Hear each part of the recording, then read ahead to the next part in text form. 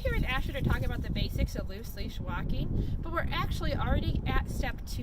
When you're first introducing loose leash walking to your dog, you're going to want to start inside with your dog on leash so that you have no distraction and you're able to clearly communicate your expectations. We've already done that step with Asher, so we're taking it outside at a low level distraction time of day. School is still in session, so there aren't kids running around to distract him. It's also a little chilly outside, so there's not as many people outside to distract him again. So we want to make sure when we first bring your dog outside for loose leash walking, you're not doing it when the streets are crowded and you're going to run into a lot of other people and dogs. He's doing a great job. He was doing a great job. We caught him there. We want to make sure that he's holding a nice sit at my side anytime I'm stopped. That's called our auto sit. We expect him to do it automatically without telling him about it. If you have not introduced sits and downs with leash pressure, you should do that first before you do this method of loose leash walking, because you want him to understand the concept of leash pressure. If the leash is tight, he's not in the correct position. If it's loose, he's in the right position.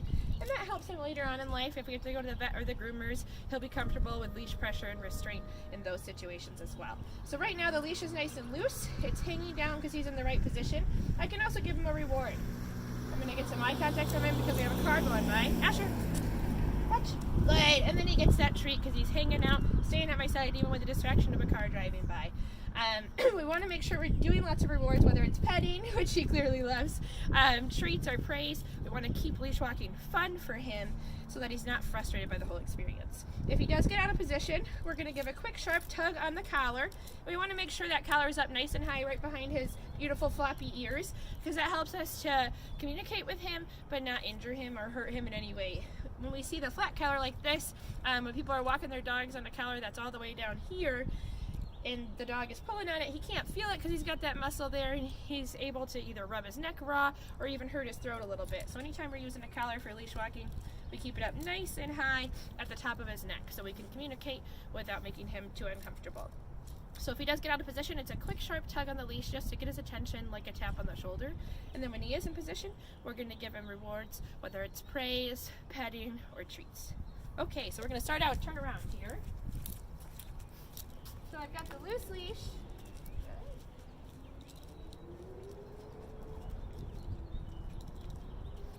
And when he starts to get ahead of me a little bit, I just give him a quick tug to remind him to stay in place.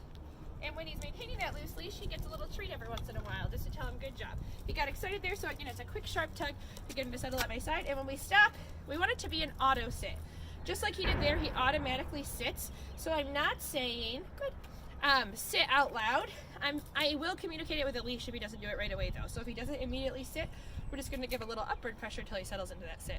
Again, this leash pressure is a great way to prepare him for a lot of different things in life. We can use it for sit, down, leash walking, but he can also use that when he's at the vet or the groomers and he needs to be restrained. He won't be uncomfortable with that restraint. He'll be able to handle it and understand not to fight the restraint, but to do what the restraint is telling you, relax, so that those restraints relax. All right, so we're going to take another lap here.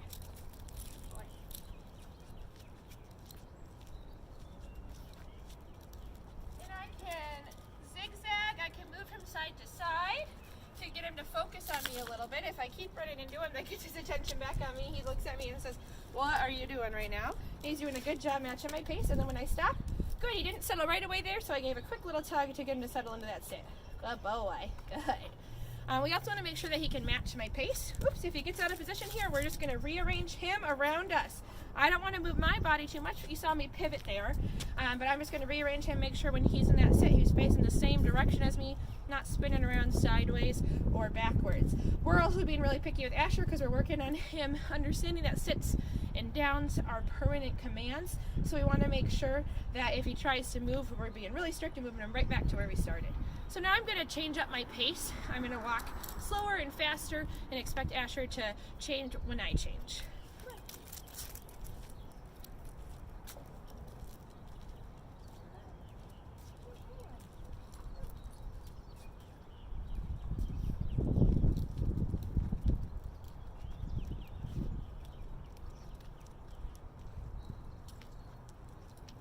Keeping him in this heel position at my side. Essentially, I've created an imaginary box at my side, and that's where I want him to stay. You can see he's very focused on me because he's been getting treats during this session, and that's awesome. That's the kind of engagement we want to create with him, where he likes to check in with me all the time.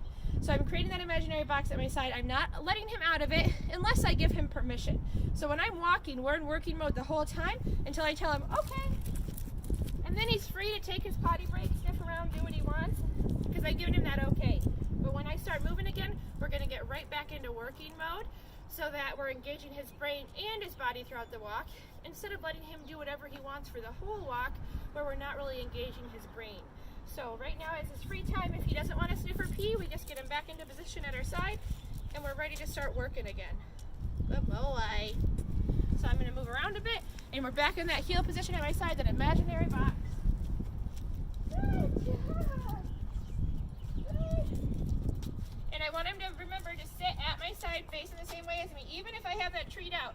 So I'm going to rearrange him quickly and get him facing that same direction, then draw his attention back to me with the treat. The last thing you can do to up the brain engagement and the physical activity on your walk is to add some agility. We've got our deck right here, so we're just going to use those steps to give him a little more physical exercise than just a straight walk down the sidewalk.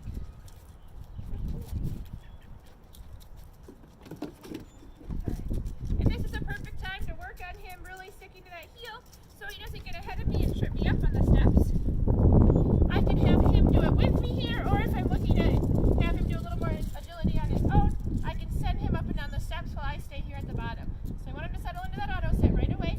If he doesn't, we just give that little leash pressure until he does settle. Good. Okay. So I'm going to tell him okay to send him up and then back down. We're going to do it a couple more times. Up, up. Good. And back down. One more time. Here we go. Up, up. And back down. Good boy. So that's a little way to add agility. If you see steps, a bench, a brick wall, you can direct your dog to walk over it, walk along it, whatever you want to do to engage their brain a little bit more. You can give them a little more physical activity. He's engaging different muscles when he does steps, when he's walking here on the flat ground. So that's our introduction to loose leash walking. Again, remember to introduce it inside if your dog hasn't done this concept with you before, and make sure that you've already introduced leash pressure by teaching sit and down so they know how to react when they feel that pressure. They know that they want to get away from the pressure back to the loose leash.